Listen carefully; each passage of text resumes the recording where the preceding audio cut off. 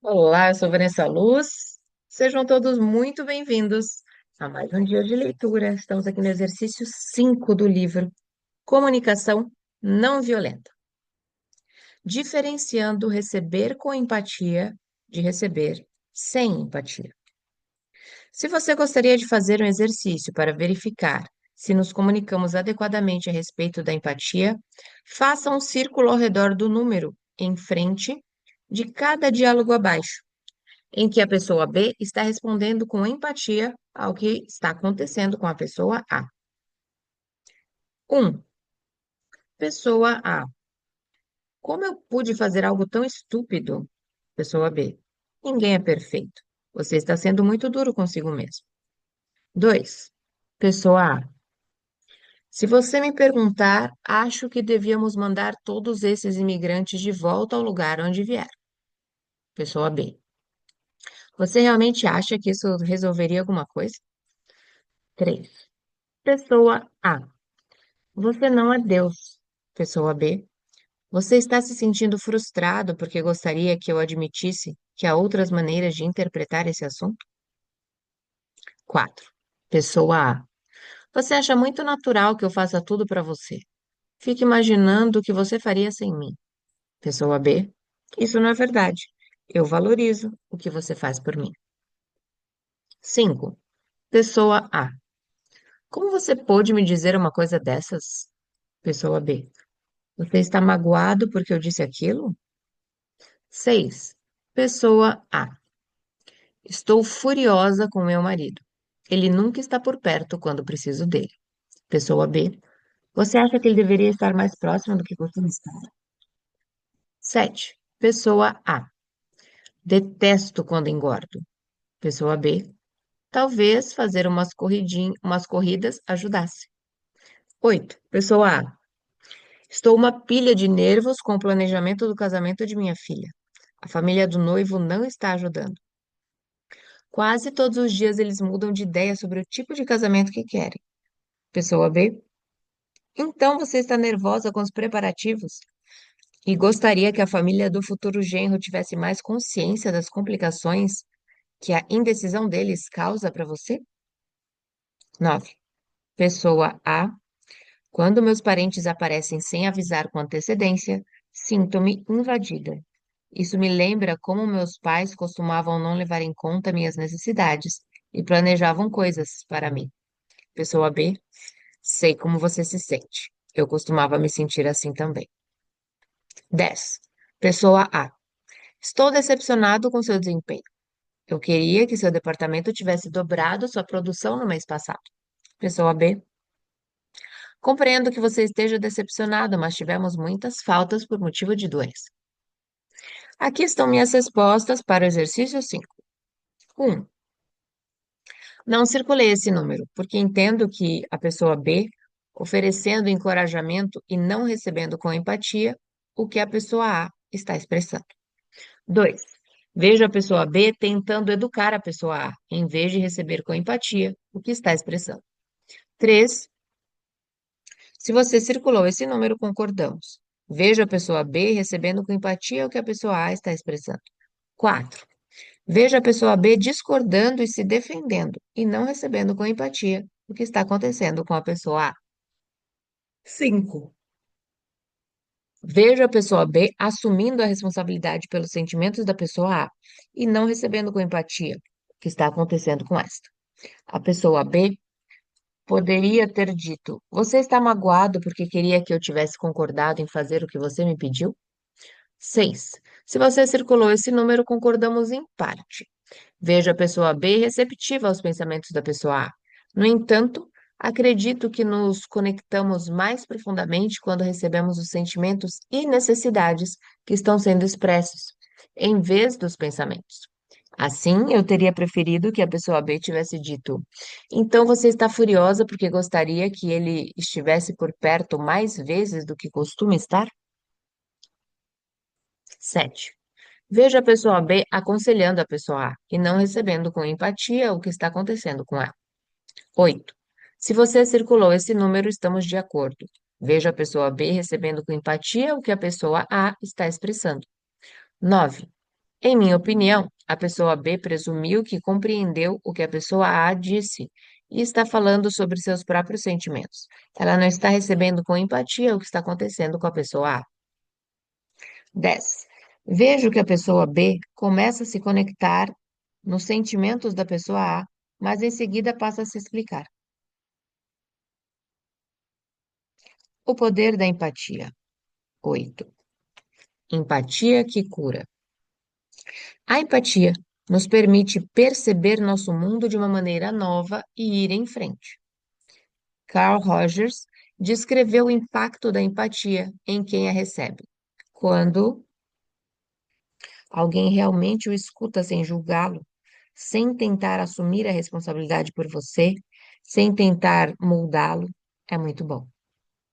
Quando sinto que fui ouvido e escutado, consigo perceber meu mundo de uma maneira nova e ir em frente. É espantoso como problemas que parecem insolúveis se tornam solúveis quando alguém escuta. Como confusões que parecem irremediáveis viram riachos relativamente claros correndo quando se é escutado. Uma de minhas histórias favoritas sobre a empatia veio da diretora de uma escola inovadora.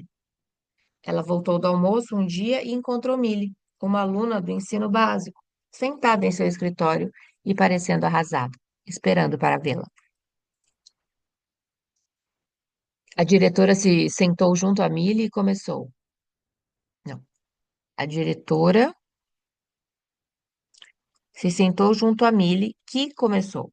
Senhora Anderson, a senhora já teve uma semana em que tudo que faz magoa alguém, mas a senhora nunca quis magoar ninguém de forma alguma? Não apenas nada. Sim, respondeu a diretora. Acho que compreendo.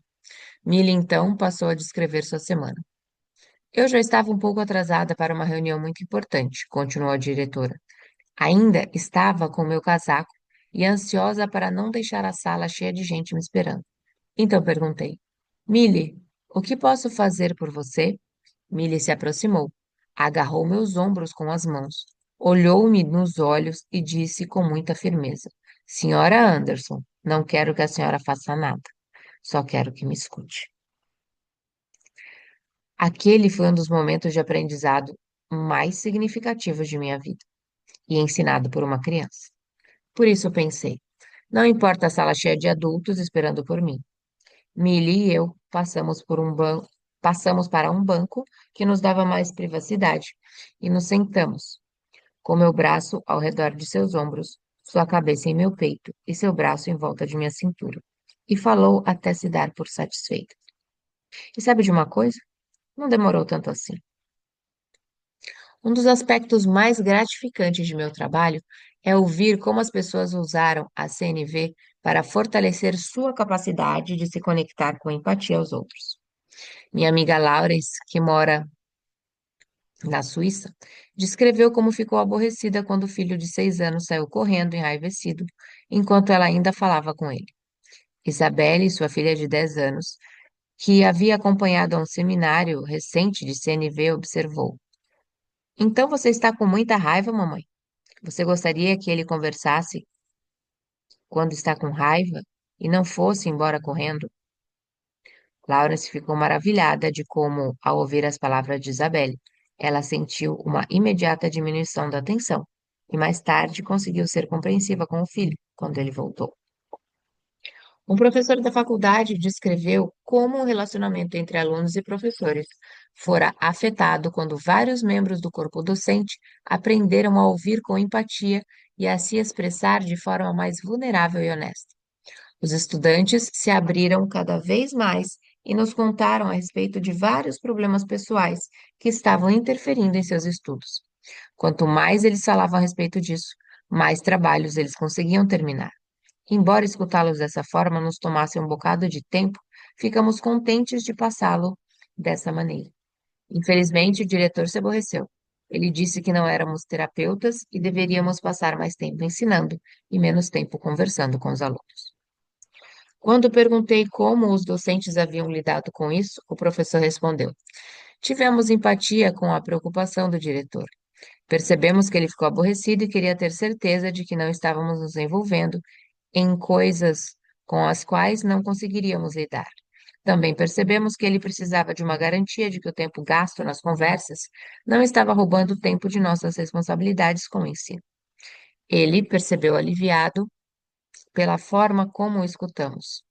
Continuamos a conversar com os estudantes porque pudemos ver que tanto mais os escutávamos, melhor eles iam nos estudos. É mais difícil ter empatia com aqueles que parecem ter mais poder, status ou recursos. Quando trabalhamos numa instituição estruturada hierarquicamente, há uma tendência a ouvir ordens e julgamentos daqueles que estão acima de nós na hierarquia. Embora possamos facilmente ter empatia com nossos colegas e com aqueles em posição de menor poder, podemos nos perceber sendo defensivos e nos justificando em vez de termos empatia, na presença daqueles que identificamos como nossos superiores. Foi por isso que fiquei particularmente satisfeito ao saber que aqueles professores haviam se lembrado de estabelecer uma conexão empática com seu diretor, tanto quanto com seus alunos. Empatia e a capacidade de ser vulnerável. Quanto mais temos empatia para outra pessoa, mais seguros nos sentimos. Por sermos convocados a revelar nossos pensamentos e necessidades mais profundos, às vezes podemos achar desafiador nos expressar em CNV.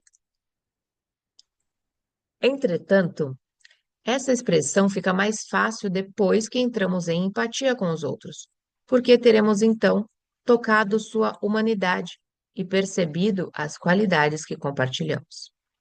Quanto mais nos conectamos com os sentimentos e necessidades por trás das palavras das outras pessoas, menos assustador se torna nos abrirmos para elas. Com frequência, as situações em que somos mais relutantes em expressar vulnerabilidade são aquelas em que desejamos manter uma imagem durona, por medo de perdermos a autoridade ou o controle.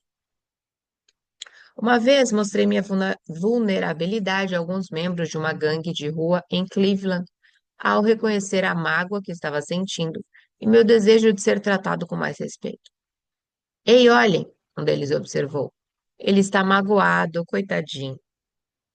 E então todos os colegas começaram a rir em pouco.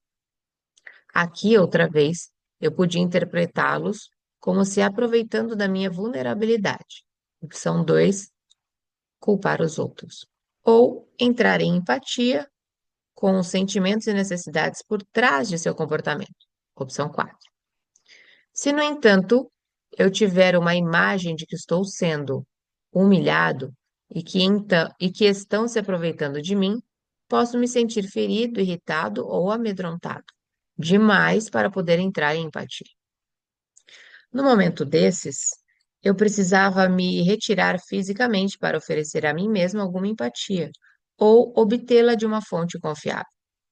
Depois de descobrir as necessidades que haviam sido despertadas em mim de forma tão poderosa e tendo sido acolhido com empatia, eu estaria tão pronto para retornar e oferecer minha empatia ao outro lado.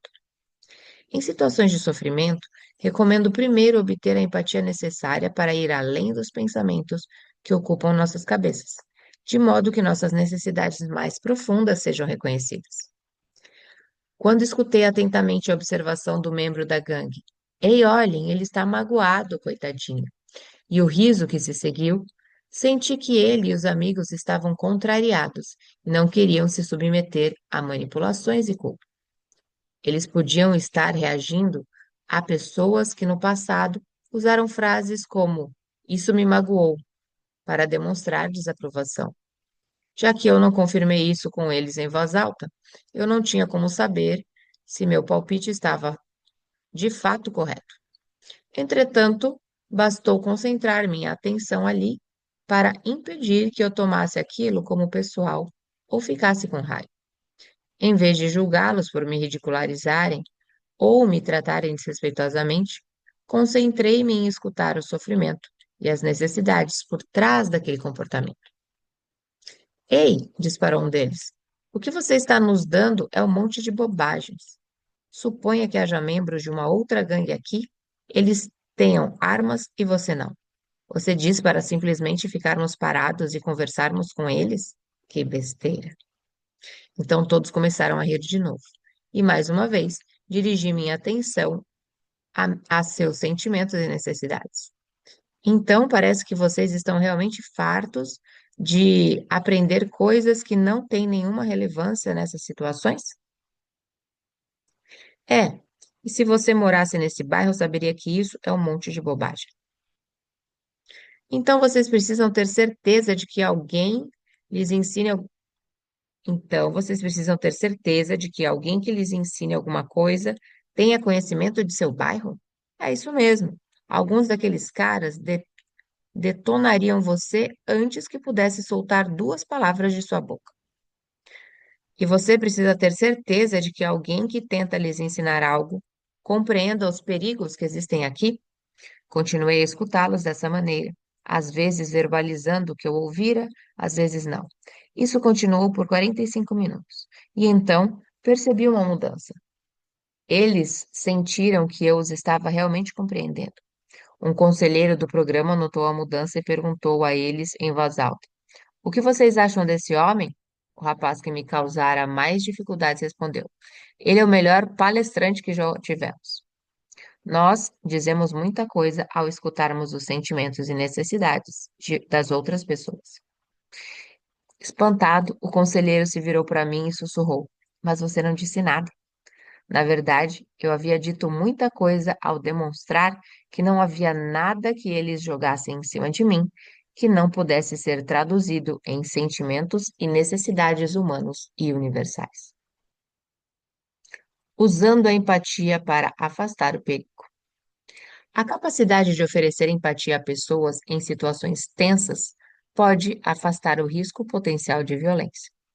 Uma professora no decadente centro urbano de St. Louis relatou um incidente em que ela ficou deliberadamente depois da aula para ajudar um aluno, embora os outros professores a tivessem alertado para deixar o edifício no final das aulas para sua própria segurança. Um estranho entrou em sua sala, onde aconteceu o seguinte diálogo: Rapaz, tire a roupa, professora, notando que ele estava tremendo. Estou percebendo que isso é muito assustador para você. Rapaz, você me ouviu? Pip, tire a roupa. Professora, sinto que você está realmente irritado nesse momento e quer que eu faça o que você me diz. Rapaz, isso mesmo. E você vai se machucar se não fizer. Professora, gostaria que você me dissesse se há alguma outra maneira de atender às suas necessidades que não me machuque. Rapaz, eu disse para tirar a roupa. Professora, estou percebendo quanto você quer isso. Ao mesmo tempo, quero que você saiba quanto estou me sentindo péssima e assustada, e como eu ficaria grata se você fosse embora sem me ferir. Rapaz, me dê a sua bolsa. A professora deu a bolsa ao estranho, aliviada por não ser estuprada. Mais tarde, descreveu como, a cada vez que ela oferecia sua empatia ao rapaz, ela podia senti-lo menos determinado a prosseguir com o estupro. Um oficial de polícia metropolitana que participava certa vez de um curso de acompanhamento em CNV fez este relato. Estou muito feliz por você ter nos feito praticar a empatia com pessoas irritadas da última vez. Apenas alguns dias depois de nossa aula, fui prender alguém num conjunto habitacional. Quando eu o trouxe para fora, meu carro foi cercado de pessoas de. Meu carro foi cercado por cerca de 60 pessoas gritando coisas como solte ou ele não fez nada. Vocês da polícia são um bando de porcos racistas. Embora eu estivesse cético de que a empatia pudesse ajudar, eu não tinha muitas outras opções. Então disse que os sentimentos que estavam chegando a mim, coisas como: Então vocês não confiam em meus motivos para prender este homem? Vocês acham que tem a ver com a raça? Depois de vários minutos continuando a dar voz a meus sentimentos, o grupo ficou menos hostil. No final, eles abriram caminho para que eu chegasse até o carro. Finalmente, eu gostaria de ilustrar como uma moça usou a empatia para evitar a violência durante um plantão noturno num centro de desintoxicação de drogas em Toronto. A moça contou essa história durante o segundo seminário de CNV a que compareceu. Uma noite, às 11 horas, algumas semanas depois do primeiro treinamento dela em CNV, um homem que obviamente estivera tomando drogas entrou e exigiu um quarto. A moça começou a explicar que todos os quartos haviam sido ocupados naquela noite. Ela estava para dar ao homem o endereço de outro centro de desintoxicação, quando ele a derrubou no chão. Quando dei por mim, ele estava sentado sobre meu peito, segurando uma faca junto à minha garganta e gritando: Sua pi, não minta para mim. Você tem um quarto, sim. Ela então começou a aplicar o que tinha aprendido, ouvindo os sentimentos e as necessidades do homem. Você se lembrou de fazer isso naquelas condições? Perguntei impressionado. Que escolha eu tinha? O desespero às vezes nos torna bons comunicadores. Sabe, Marshall, aquela recomendação que você nos fez no seminário realmente me ajudou. Na verdade, acho que ela salvou minha vida. Que recomendação? Ofereça sua empatia, em vez de falar mas para uma pessoa com raiva. Lembra quando você disse para nunca dizer mas a uma pessoa com raiva? Eu estava pronta para começar a discutir com ele. Eu estava prestes a dizer, mas eu não tenho quarto. Aí me lembrei da sua recomendação. Eu realmente a gravei porque na semana anterior eu estava discutindo com minha mãe e ela me disse: cada vez que você responde mas a tudo o que eu falo, tenho vontade de matar você. Imagine, se minha própria mãe ficava com raiva suficiente para querer me matar por falar aquela palavra, o que aquele homem teria feito?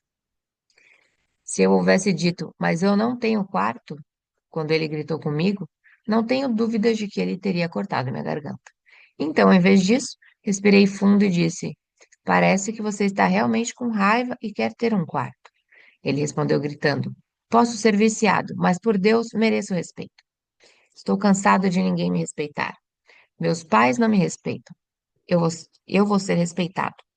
Concentrei-me em seus pensamentos e necessidades e disse: você está farto de não obter respeito que deseja? Por quanto tempo continuou essa conversa? Perguntei. Ah, mais uns 35 minutos, ela respondeu.